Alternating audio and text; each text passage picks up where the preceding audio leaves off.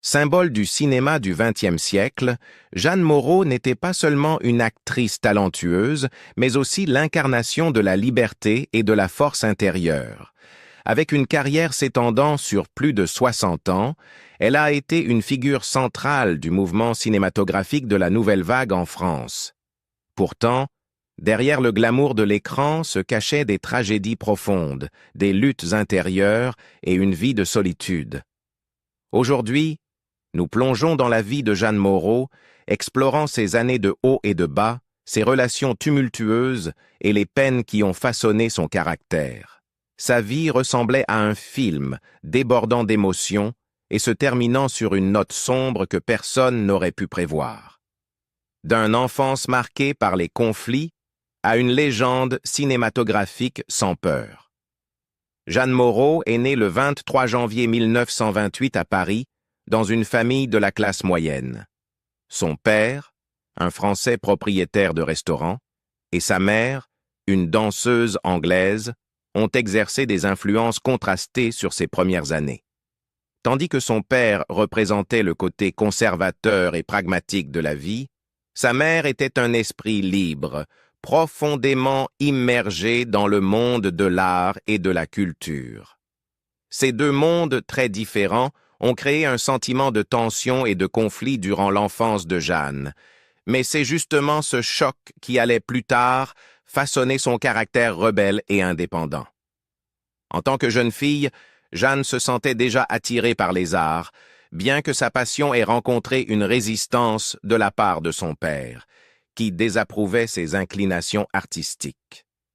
Malgré cela, Jeanne s'échappait souvent pour assister à des performances, fascinée par le monde du théâtre. Un jour, alors qu'elle assistait à une pièce à la prestigieuse Comédie Française, Jeanne vivait un moment d'illumination qui allait changer le cours de sa vie.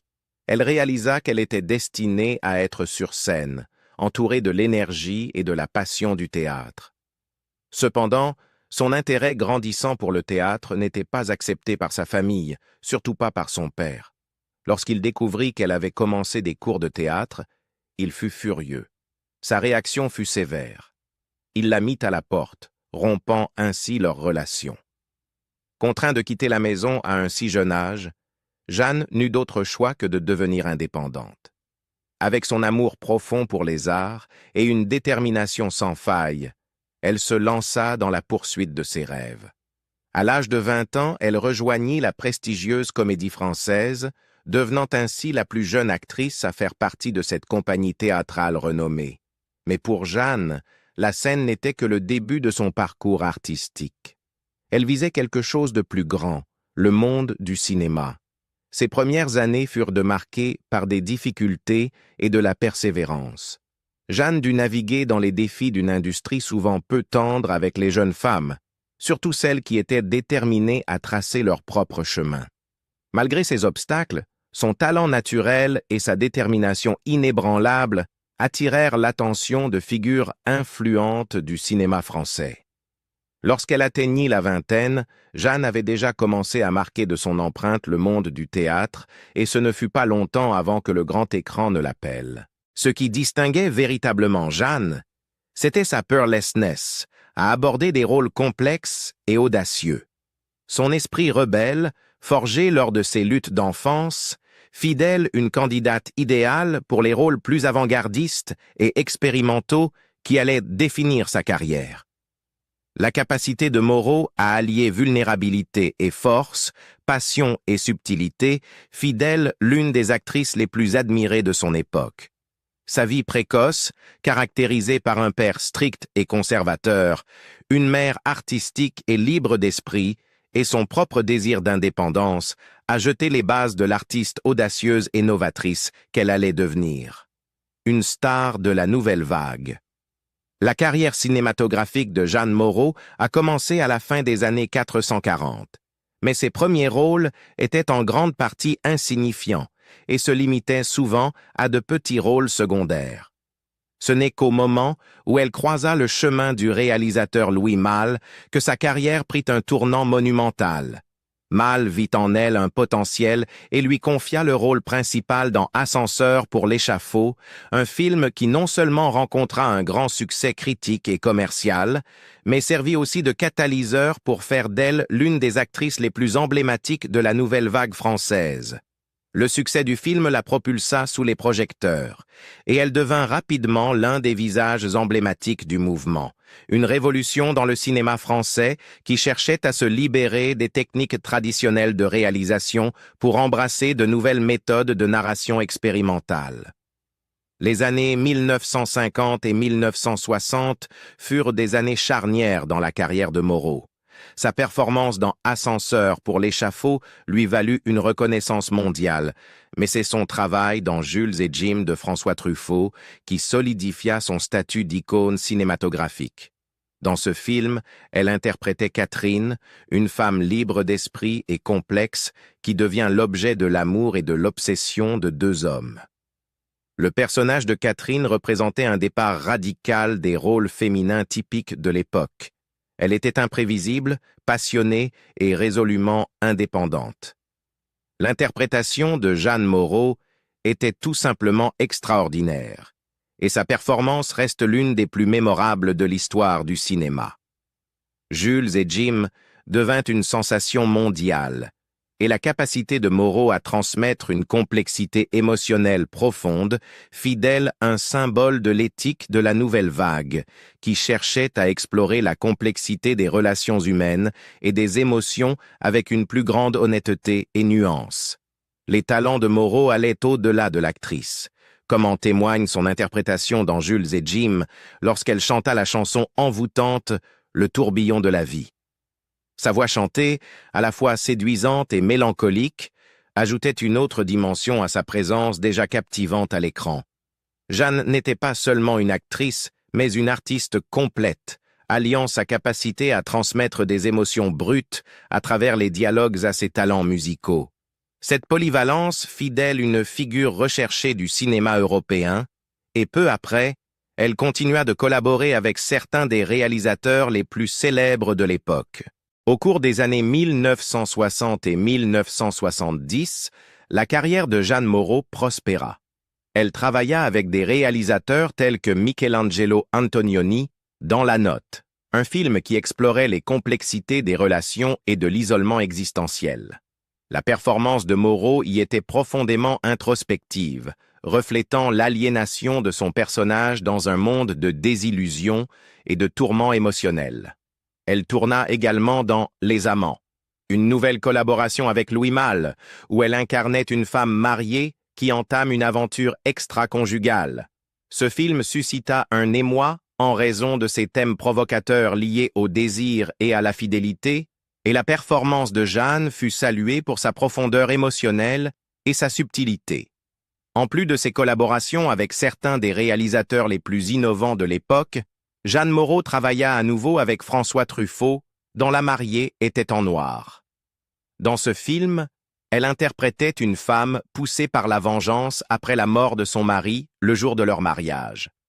Le rôle était plus sombre et intense que ses précédents, et la capacité de Jeanne Moreau à incarner à la fois vulnérabilité et détermination inébranlable rendait ce personnage inoubliable. Tout au long de sa carrière, Moreau fut reconnue pour sa capacité à aborder des personnages complexes et multidimensionnels. Elle n'avait jamais peur d'endosser des rôles qui remettaient en question les normes du genre et de la sexualité, repoussant les limites de ce qui était considéré comme acceptable dans le cinéma grand public. Elle ne se limitait pas aux rôles féminins traditionnels, mais recherchait des personnages complexes, imparfaits et souvent en avance sur leur époque. Cela fit d'elle une véritable pionnière dans l'industrie cinématographique et une figure emblématique du cinéma européen pendant des décennies. La carrière de Jeanne Moreau s'étendit sur plus de 5 décennies et elle continua d'évoluer en tant qu'actrice et artiste, expérimentant de nouveaux rôles et différents genres. Sa capacité à rester pertinente et captivante au fil des années témoigne de son talent extraordinaire et de son engagement envers son art. Elle n'était pas seulement une star de la nouvelle vague, mais une force révolutionnaire dans le cinéma, repoussant les limites de la narration et de la performance, et son héritage en tant qu'une des plus grandes actrices de tous les temps est fermement ancré dans l'histoire du cinéma. Un voyage de passion, de cœur brisé et la quête de la liberté. Bien que la carrière cinématographique de Jeanne Moreau ait atteint des sommets vertigineux, sa vie personnelle a été un long et tumultueux voyage fait de passion, de chagrin d'amour et de solitude. Son histoire est celle d'une femme en quête de liberté et d'autonomie, toujours en quête de quelque chose de plus grand que l'amour seul. Les relations de Jeanne étaient complexes, souvent marquées par des émotions intenses, mais elle n'a jamais permis à celle-ci de la définir. Sa quête d'expression artistique et son indépendance personnelle ont toujours été au premier plan. Le premier mariage de Jeanne fut avec Jean-Louis Richard, un réalisateur et scénariste français. Ils se marièrent en 1949 et eurent un fils, Jérôme, qui naquit peu après leur mariage.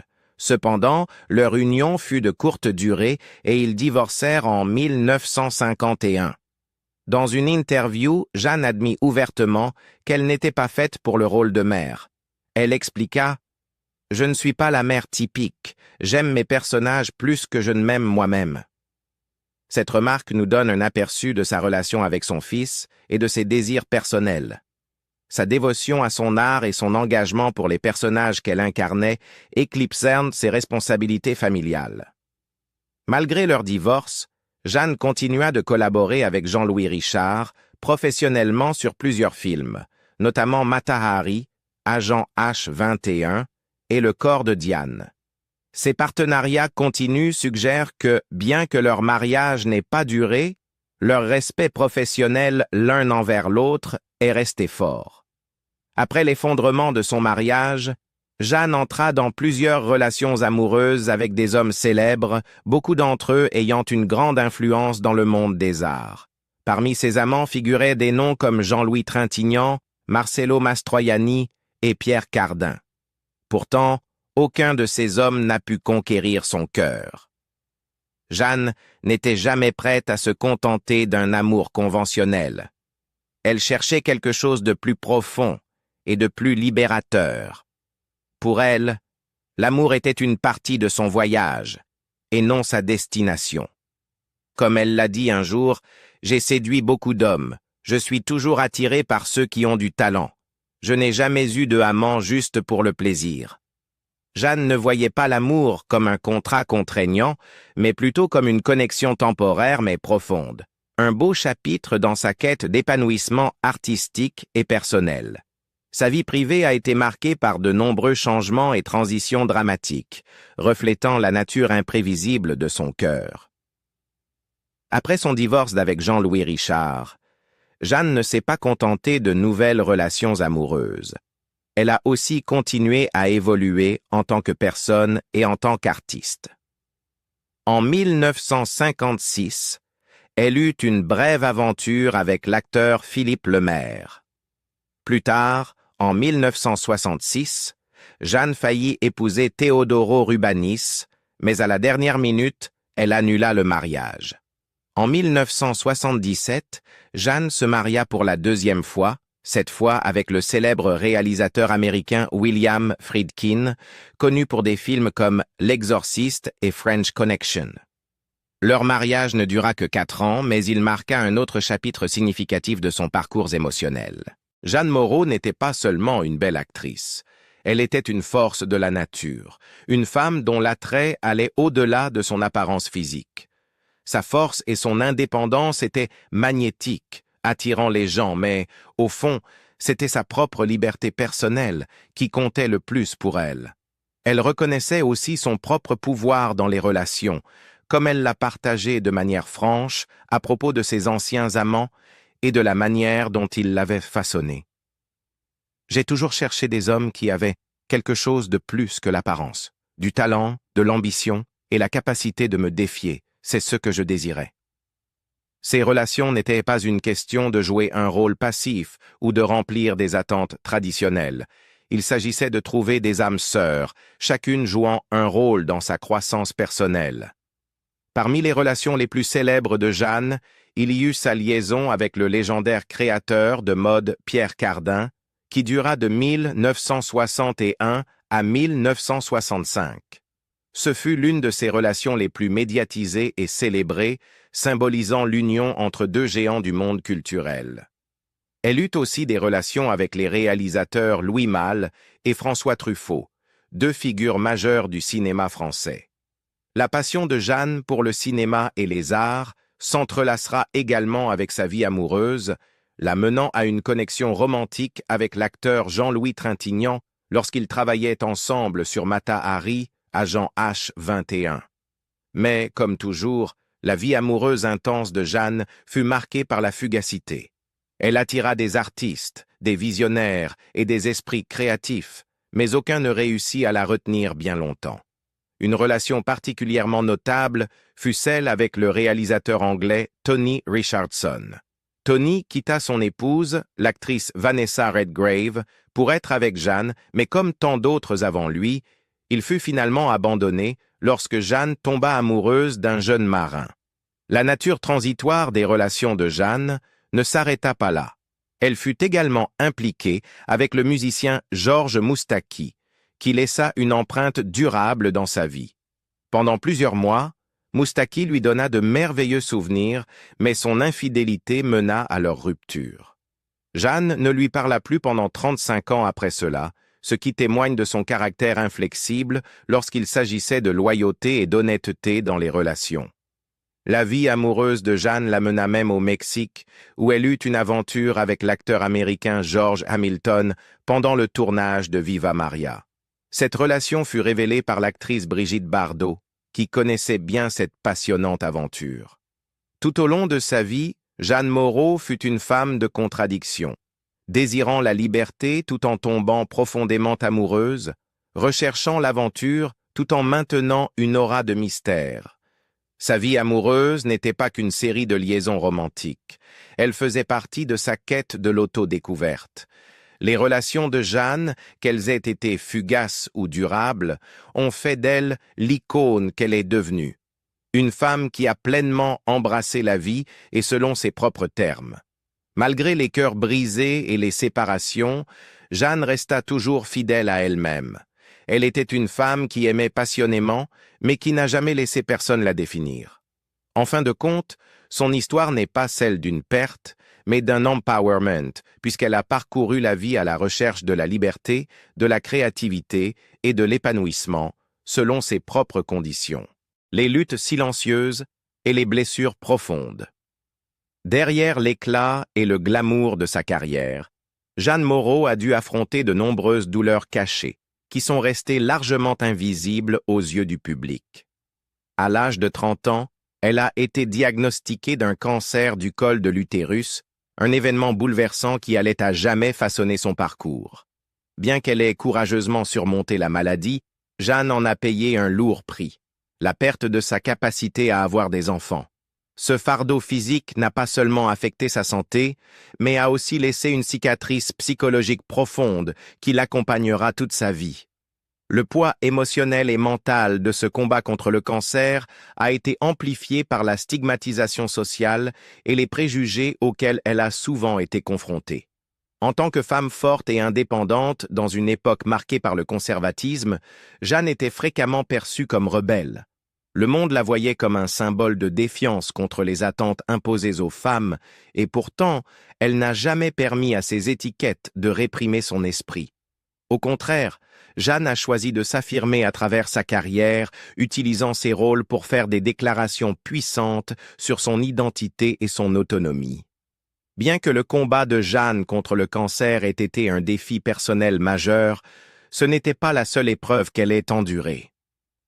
Tout au long de sa vie, elle a dû lutter contre le jugement social, en particulier en raison de sa nature franche et de sa volonté de défier les normes conventionnelles.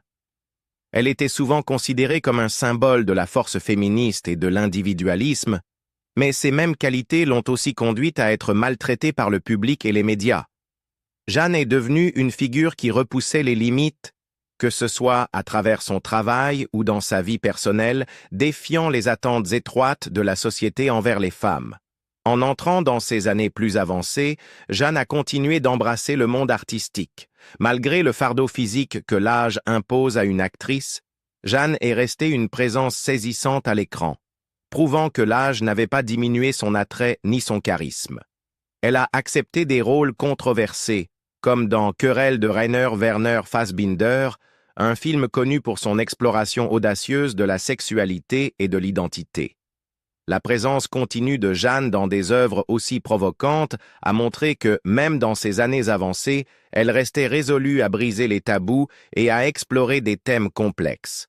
Sa performance dans ces films a montré qu'elle n'était pas seulement une survivante, mais une battante, prête à affronter des sujets difficiles que beaucoup préfèrent éviter. En plus de sa carrière d'actrice, Jeanne Moreau était également profondément impliquée dans les mouvements féministes. Son activisme était une autre partie intégrante de sa vie, car elle cherchait à utiliser sa plateforme pour défier les normes et élever sa voix pour des causes qui lui étaient chères. En 1971, Jeanne a signé le Manifeste des 343, qui appelait à la légalisation de l'avortement en France, un acte audacieux à une époque où ces questions étaient vivement débattues. Cette déclaration de solidarité avec les droits reproductifs des femmes a mis en lumière le soutien indéfectible de Jeanne pour l'autonomie et le choix des femmes. Même en vieillissant, la passion de Jeanne pour l'activisme n'a pas faibli. En 2013, à l'âge de 85 ans, elle a défendu publiquement le groupe de punk féministe Pussy Riot, renforçant encore sa place de fervente défenseur des droits des femmes et de la liberté d'expression. Ce n'était qu'un exemple de la manière dont l'esprit de Jeanne est resté fort, continuant à lutter pour des causes auxquelles elle croyait, quel que soit son âge ou les obstacles qu'elle rencontrait. La mort et l'héritage de Jeanne Moreau. Le 31 juillet 2017, Jeanne Moreau est décédée dans son appartement à Paris, laissant un énorme vide dans le cœur de ses fans et dans le monde du cinéma. C'est sa femme de ménage qui a découvert son décès ce matin-là. Elle nous a quittés à l'âge de 89 ans et la cause de sa mort a été déterminée comme naturelle. Le départ de Jeanne a été une perte significative, non seulement pour sa famille et ses amis, mais aussi pour tous ceux qui l'admiraient et l'aimaient à travers ses performances remarquables. Lorsque la femme de ménage a découvert que Jeanne n'était plus en vie, le premier choc est venu de ce moment déchirant. La femme de ménage, qui avait remplacé l'assistante régulière de l'actrice, a raconté l'événement au magazine Closer, disant que lorsqu'elle est entrée dans l'appartement, elle a immédiatement ressenti que quelque chose n'allait pas. Sa tâche quotidienne consistait à préparer le petit déjeuner, le déjeuner et le dîner pour Jeanne Moreau, mais ce jour-là est devenu un qu'elle n'oublierait jamais. Quand je suis arrivée, je l'ai trouvée assise sur la chaise, et j'ai immédiatement réalisé que quelque chose n'allait pas. J'ai essayé de la relever, mais elle ne s'est pas réveillée. J'étais sous le choc, j'avais peur, et je ne savais pas quoi faire. Je tremble encore quand j'y pense, a partagé la femme de ménage. Bien qu'elle ait immédiatement appelé une ambulance, il n'a pas été possible de réanimer Jeanne. Elle est décédée paisiblement, sans douleur, après une vie qui avait atteint de nombreux sommets glorieux et laissé des marques indélébiles dans le monde. Jeanne Moreau a été saluée comme l'une des plus grandes actrices de tous les temps, non seulement pour son talent d'actrice, mais aussi pour l'esprit de liberté qu'elle poursuivait toujours. Sa carrière, avec des rôles iconiques comme dans Jules et Jim de François Truffaut, a consolidé son statut de symbole du cinéma mondial. De plus, Jeanne était une femme forte, vivant hors des sentiers battus, brisant toutes les limites et préjugés, et devenant une inspiration pour de nombreuses générations d'acteurs à venir. Bien qu'elle soit partie, Jeanne Moreau continue de vivre dans le cœur de ceux qui l'ont aimée. Son héritage n'est pas seulement composé de ses films révolutionnaires, mais aussi des leçons de courage, de créativité et d'une volonté inflexible de liberté. Sa mort a été un choc pour tous ceux qui l'admiraient et la respectaient, mais l'héritage qu'elle a laissé vivra à jamais dans l'esprit de son public et de ceux qui ont eu la chance de témoigner de son talent et de son esprit indomptable. En réfléchissant à la vie incroyable de Jeanne Moreau, Il est clair que son héritage va bien au-delà de ses rôles iconiques et de ses performances révolutionnaires. Sa force, sa quête de liberté et sa capacité à briser les frontières continuent d'inspirer. Mais qu'en pensez-vous? Comment l'histoire de Jeanne Moreau vous a-t-elle touché personnellement? Faites-nous part de vos pensées dans les commentaires ci-dessous. Et si vous souhaitez en savoir plus sur la vie de figure fascinante, n'oubliez pas de liker, partager et vous abonner pour découvrir encore plus d'histoires captivantes. Merci de nous avoir regardés.